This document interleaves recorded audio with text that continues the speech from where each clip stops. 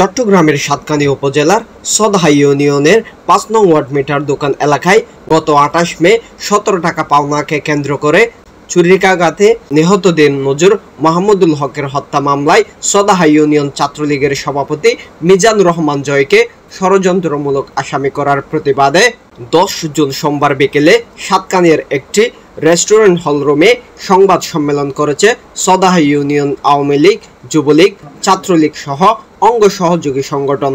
রাজনীতির প্রতিহিংসা বলতে এদের পরিবার এরা একটা স্রোতের পক্ষে, মিজানুর রহমান জয় এদের স্রোতের বিপক্ষে। সংবাদ সম্মেলনে লিখিত বক্তব্যে সদহা ইউনিয়ন ছাত্রলীগের সাধারণ সম্পাদক সালাউদ্দিন কাদের তাহিল বলেন, ২৮/৫/২০২৪ ঘটনার জন্য আমরা দুঃখ প্রকাশ করছি এবং শোক সন্তপ্ত পরিবারের প্রতি আন্তরিক সমবেদনা জ্ঞাপন করছি।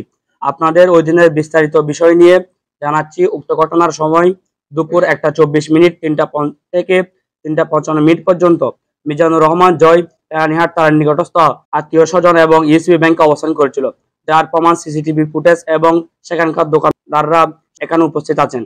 কিন্তু ঘটনার বিবরণে যেভাবে উল্লেখ করা হয়েছে, যে ঘটনা চলাকালীন আগ্নেয়াস্ত্র ব্যবহার করেছে এবং কিলঘুষি লাথি মেরে হত্যার চেষ্টা করেছে, উক্ত বিবরণ সম্পূর্ণ মিথ্যা, ভিত্তিহীন এবং বানোয়াট। সে ষড়যন্ত্রের শিকার, কারণ ঘটনার সময় মিজানুর রহমান জয় সেখানে উপস্থিত ছিলেন না এবং ঘটনার ব্যাপারে তিনি কোনো কিছুই জানেন না।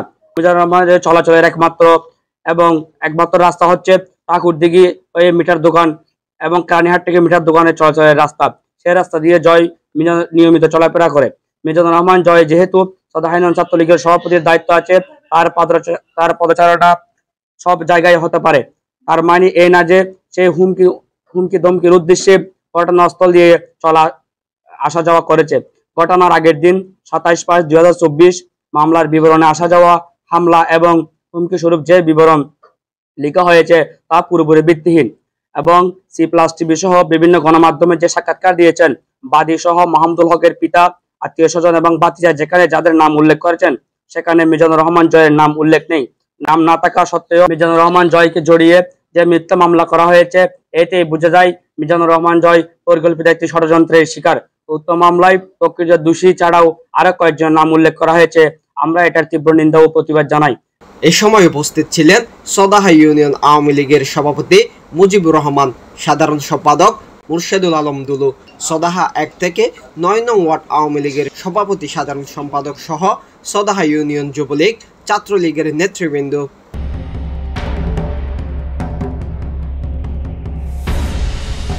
সংবাদ সম্মেলনে বক্তারা প্রশাসনের কাছে সুস্থ তদন্তের মাধ্যমে ষড়যন্ত্রমূলক মামলা থেকে সদহা ইউনিয়ন ছাত্রলীগের সভাপতি মিজানুর রহমান জয়কে অব্যাহতি দেওয়ার আবেদন জানান।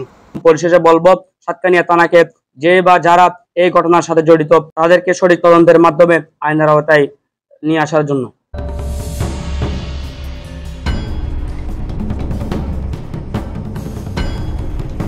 News desk, ABN Bangla TV.